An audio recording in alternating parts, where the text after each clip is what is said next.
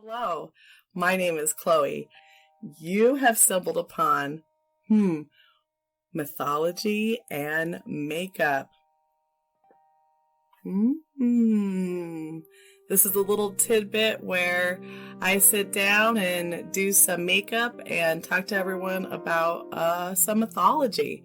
So this is a thing that my sister and I came up with together because a lot of people ask me how I do my makeup and stuff, and they're like, do a tutorial, Chloe, do a tutorial. And I said, oh, okay.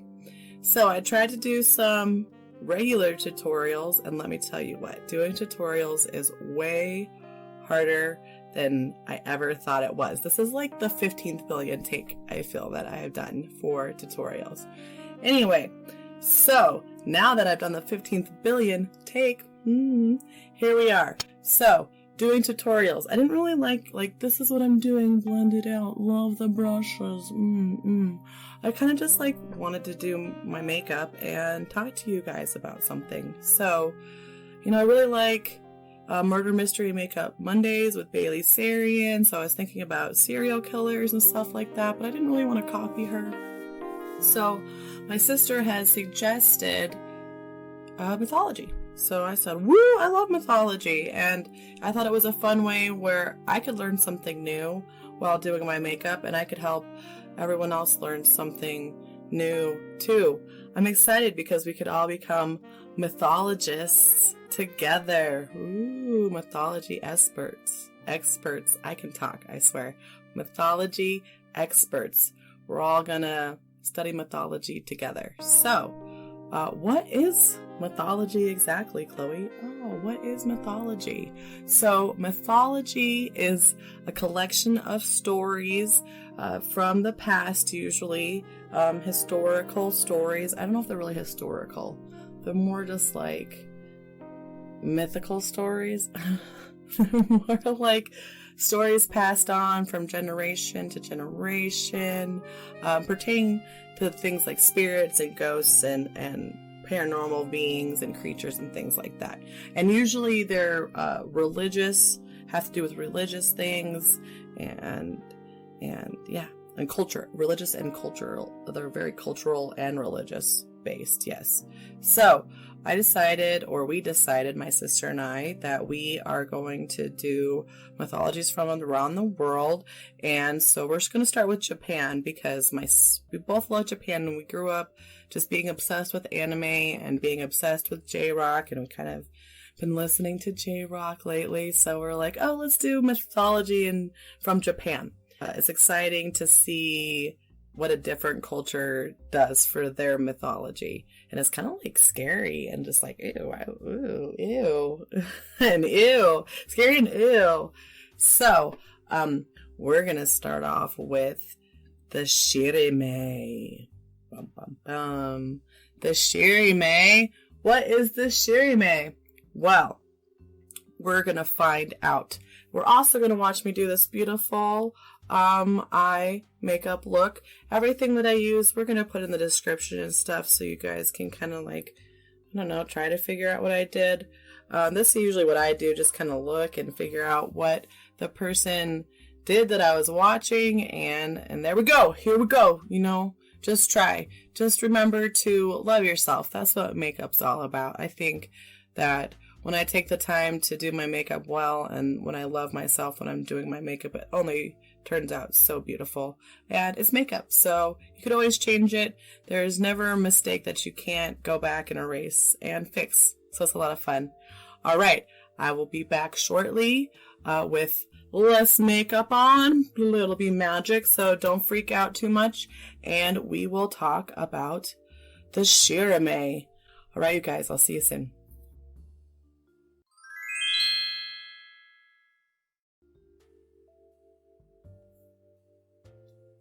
Okay, and as you can see, I am back. I have what I call my skeleton face on. I don't know, it just looks like what your skeleton would be under there. Okay, let's get started about today's mythology. The Shirime, brought to you today by the letter W for what? before we can talk about the Shirime, we have to talk about the yokai. So, in Japanese mythology, yokai are like monsters and spirits. Oh, it's hard to talk and put eyeshadow on at the same time. So they're spirits and monsters in Japanese mythology. And they show up a lot in theater, kabuki plays, and like word of mouth. So, Chloe, what is a yokai? And a yokai, I thought a yokai was a type of watch.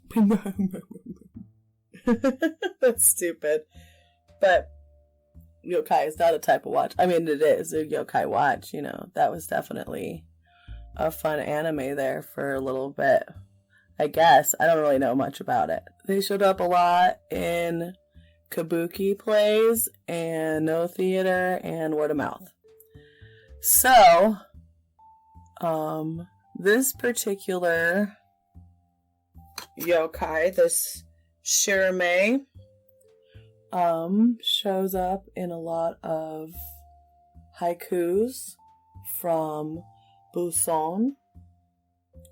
And it seemed to be kind of like Busan's kind of deal. Like, this Shirime mostly showed up in his art and his haikus.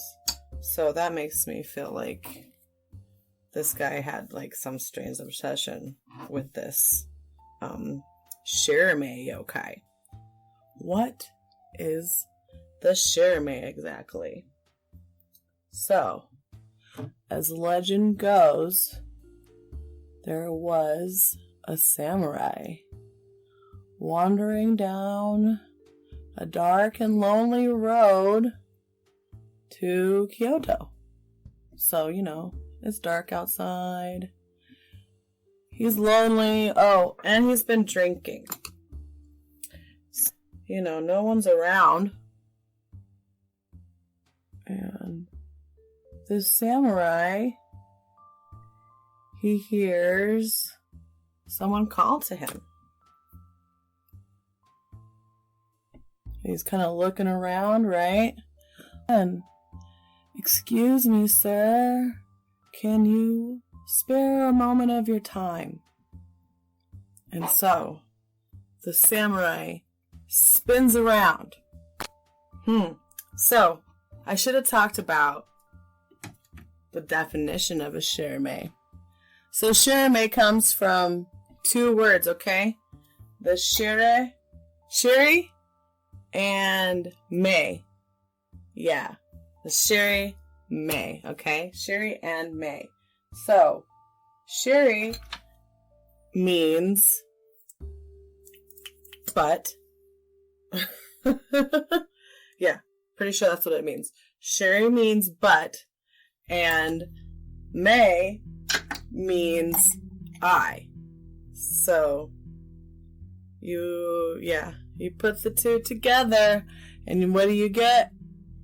You get butt eye. So, yeah, that's a pretty accurate description of what this yokai does, or is, I guess. Does and is? Yeah, butt eye. So, back to the myth. Excuse me, sir. I don't think he had an English accent. Excuse me, sir. In Japan. Excuse me, sir. Can I have a moment of your time? No, I don't think it sounded more like, he just said, excuse me, sir. Can I have a moment of your time? And before the samurai could even finish turning around, he was greeted by this creature with no face, okay? No face. And it was bending over, okay? Creature on top of having no face. He saw that where the Shirimes, or man, I guess he was like a man. He was a man in a kimono, okay? And he, when he was bent over, he pulled his cheeks apart. Yeah, his butt cheeks apart. And showed the samurai his shiny, glorious butthole. It was a glorious. It was the holy of holies.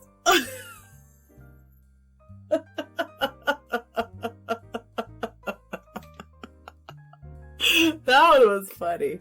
The holy of holies. That's great.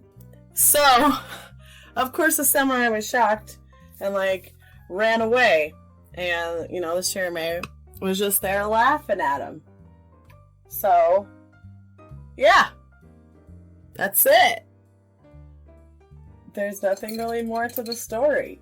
I think that's hilarious. I don't know. There's a creature out there wandering the forest at night that just wants to randomly run into you so it can show you its shiny butthole eye.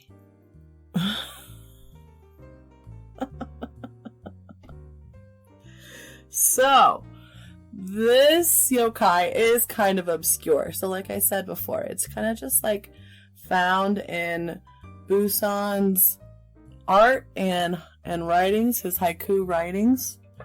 I also think it showed up in a Studio Ghibli film.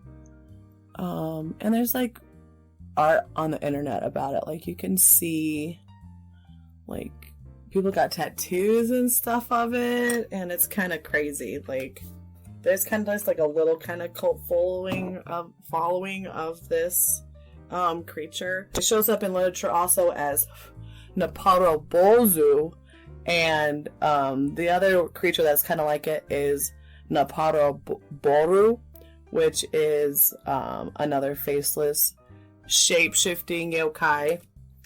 It turns into animals a lot, I guess, is what its thing is, but it also has no face. So that's the similarity there. It's also very shocking when you see it. Could you imagine? I couldn't. Seeing a creature with no face.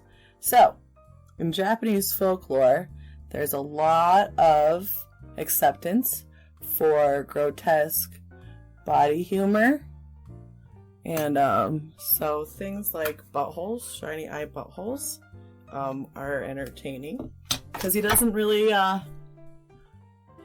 do anything else but want to scare you with his shiny butthole. You know, that kind of makes me laugh. That's this whole purpose of this creature, is to show you its butt and laugh. That's hilarious. That is so funny. So, I think when I think of this myth, one kind of like American myth that really comes to mind to me is Slender Man. So I was like obsessed with Slender Man for a little while there. Like he was kind of scary. I don't know. They made all those marble Hornets videos and I just like couldn't stop watching. Like it was weird. I don't know. I kind of like weird stuff like that though. Where it's kind of like, you know, when the Blair Witch Project came out when I was younger and I was just like obsessed. I loved the Blair Witch Project so much and like always defended it when people would like, oh, that movie's terrible. I'm like, no, I love that movie. That movie's so good. I wonder what it would be like to poke the Shirime in the eye. Just saying. That might be like, I wonder what it feels. That's funny. Are you getting like a double poke there? I don't know. So, you know, tell me what you guys think. What do you think about this Shirime? Is there any other mist that you can think of from other places besides Slenderman? Or talk to me about Slenderman. I like Slenderman too. Talk to me about any other faceless kind of like creature that you guys know about.